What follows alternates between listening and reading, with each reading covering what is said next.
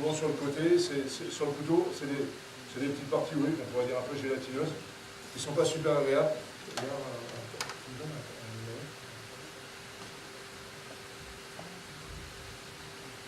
Voilà.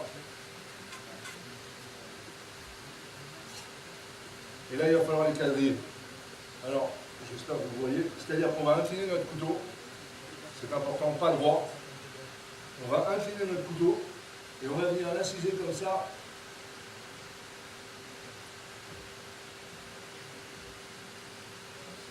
On voit bien le geste, hein, fais ça grâce à la caméra. On voit bien sur grand écran, on voit bien. Voilà. Alors, ça je pense que autant on n'est pas obligé d'éplucher le coco, ça c'est assez important. Vous tournez votre calamar pour être toujours dans le même sens. Et là également, on va l'inciser.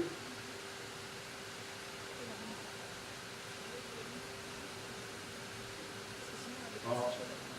On a le côté qui n'est pas troué et on a un côté qui est complètement quadrillé. Voilà. C'est assez important, il faut vraiment bien faire ça. Donc on va tout faire.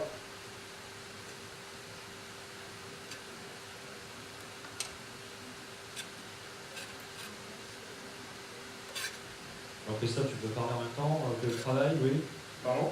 Tu peux parler si je te pose une question. Ah ouais, on peut faire deux choses en même temps. Alors justement, en ce moment, quels sont les plats que tu confectionnes au Castellet? Bah, c'est un plat, c'est une entrée de la carte, ça par exemple. Ensuite, on est axé au Castellet quand même très poisson, parce que je descends tous les matins, je vais au marché à Sanary, les brettes c'est ma culture.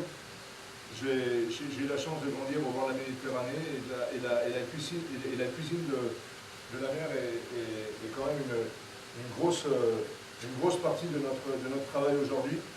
Et on a du denti, on a du pack, on travaille avec des coquillages.